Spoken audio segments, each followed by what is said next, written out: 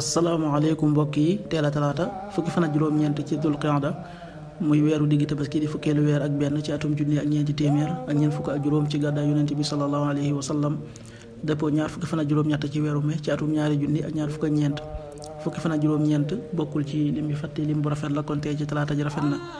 li ñu ciy teel ci rek wàccandi ko moom talaata mooy ku ca watu wala ku ca daloo wala ku ca ñaw ñaanu bis bi yow sama boroom yàlla na nga ma may njaboot bu baax yàlla na nga nangu sama ñaan rabbi habli min ladunka durriyatan tayyibatan innaka samiu du'a rabbi habli min ladunka durriyatan tayyibatan innaka samiu du'a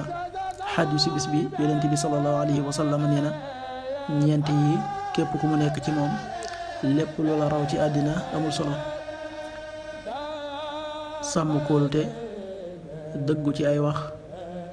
jikko ju rafet ak fegu ci ñam yi maanaam fexe bay dundeelu lew xadis bi Ahmad génne na ko qaala rasulullahi sallallahu alayhi wa sallam arbaun ida kunna fiika fala alayka ma faataka min addunya xifsu amaanatin wa sidqu xadiisin wa xusnu xuluqin wa iffatun fi tuamatin axrajahu Ahmad.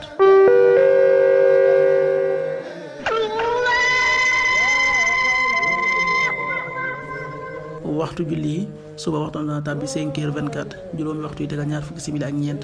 tisbaar 13h31 benn waxtu yu tegal fanweeri simili ak benn takkusaan 16h31 ñeenti waxtu yu tegal fanweeri simili ak benn timis 19h31 juróom-ñaari waxtu yu tegal fanweeri simili ak benn gee 20h42 juróom-ñetti waxtu yu tegal ñeent fukki simili ak ñaar loolu mooy waxtu julli ci Touba ak li ko wër. bu fekkee nekkoo Touba soo ko féetee penku ñaar fukk ak juróom-ñaari kilomètre ju ne wàññil benn simili soo ko féetee sowwu ñaar fukk ak juróom-ñaari kilomètre ju ne yokkal benn simili soo ko féetee gànnaar wala Saloum téeméeri kilomètre ju ne yokkal benn simili